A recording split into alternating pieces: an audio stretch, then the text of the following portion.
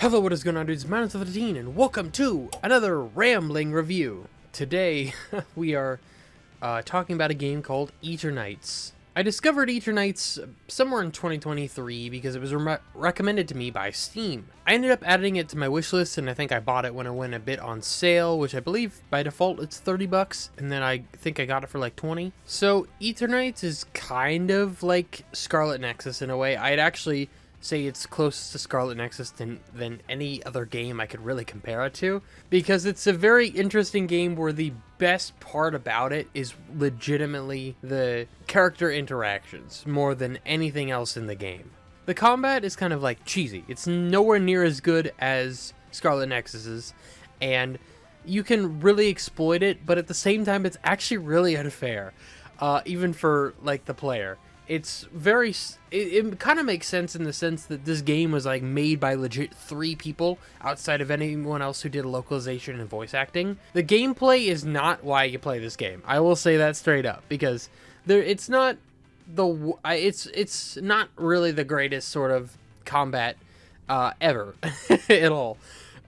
Basically, for most of the enemies, you can kind of just chain the basic combo, and then you get a little extra hit at the end because you got the combo. And then before they're done being staggered from the extra hit, you can do the combo again. For the bosses, that tactic works basically flawlessly.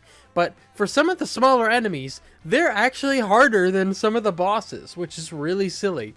For some reason, sometimes enemies just don't get stunned, and even then, sometimes the dodge feels a little bit inconsistent, and then, even when you get the dodge is busted if you actually hit the right timing and shit. But then you'll just get hit in the middle of your combo sometimes because like, oh cool, that makes a total amount of sense. You have a little bit of elemental stuff because you get powers based on like the people who help you out, because it's them giving you their power, and there's like 4 elements basically.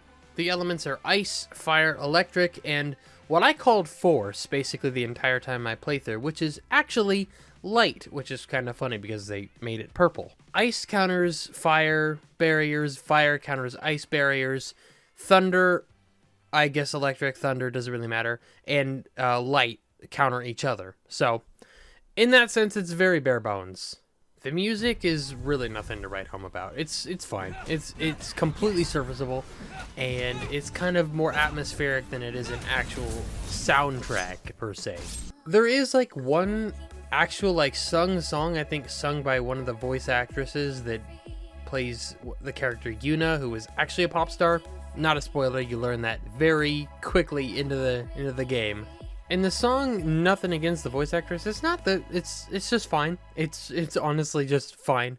It's kind of like an interlude sort of thing, which is kind of strange, but you know, it's fine. The music's just nothing to write home about. Me, a sudden rush of energy, and all the bright lights that fuel me. I'm breaking free, you will get to see the real me now.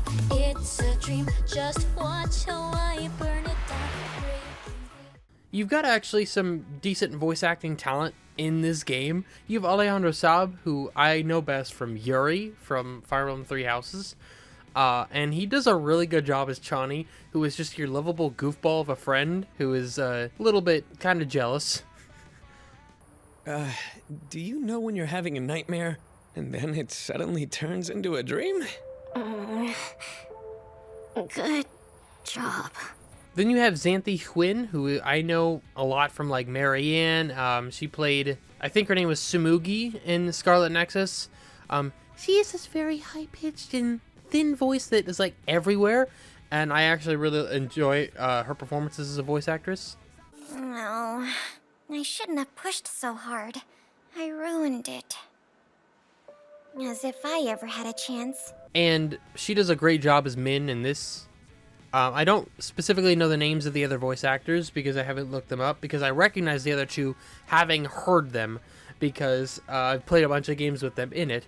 But I think the voice cast all does pretty solid for the characters that they play, honestly. And it's kind of funny because you only have like 6 characters total in this game of voices. I think everybody does really good. Now, the cream of the crop of the game is absolutely the character interactions and the little story bits that you have while you guys are essentially in what is the hub of this game, being a train for most of it.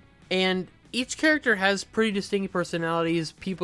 They're going through their own things and whatnot. I feel like, for me, I actually did kind of begin to care about some of the characters, because some of them were like haunted by previous events or trying to be better. Or then you have Sia, who is just very much overly self-confident, which, you know, can work too. With the power of science. But more specifically, the power of the machine behind me. But the best part of it is that everybody feels different. It's not just, you don't have carbon copies of different characters, which is really nice. And I actually love Chani's growth too throughout the story. And Chani's your best friend, who you meet immediately at the game starts. I don't want to talk too much else about the whole character interactions, because I feel those are best experienced yourself. But they're really funny. Honestly, there were a couple times where I genuinely laughed out loud. Like, it was actually really well done, I think. That's science equipment. Don't touch that.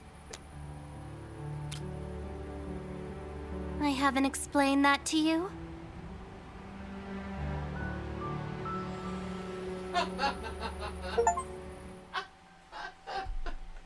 That's so good. That's so good.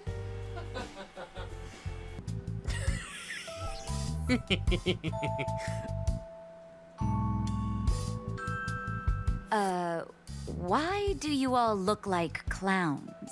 They must have collapsed when you destroyed the main computer. I'm about to collapse. I'm sending an excavator to make a path. Now, the story has real isekai energy. You don't really get transported to a different world, per se, but the world basically changes on a dime, and then all of a sudden, you're thrown into this being the hero. And it's just kind of, yeah. Along with the isekai energy, the game kind of tries to ask you to have a suspension of disbelief, because it mentions at the very beginning that there is a miracle drug for something. I forget what the miracle drug is for. There's a little clip of it in this video, so it's not really that important. But I believe that's actually kind of like a red herring as to why the world is trying to become an apocalypse sort of thing. Anyways, that's really besides the point. It's just kind of like a suspension of disbelief, because you start out the game, you're trying to work with your friend to set up an online dating profile, and then all of a sudden you're thrown into becoming the hero into this apocalyptic world just the next day. And you end up meeting the girl that both you and your friend liked, who is a major pop star and shit. That's kind of what I mean by isekai energy. It gives me real ReZero vibes. That's something that it's just kind of funny. You can kind of understand how the story goes from the very beginning, because first thing you see in the game is the quote-unquote enemy, and then after that you get introduced to yourself and your best friend Chani. And it's very much a very, very straightforward hero story. So it's like, you can kind of tell exactly what's going to happen from the very beginning.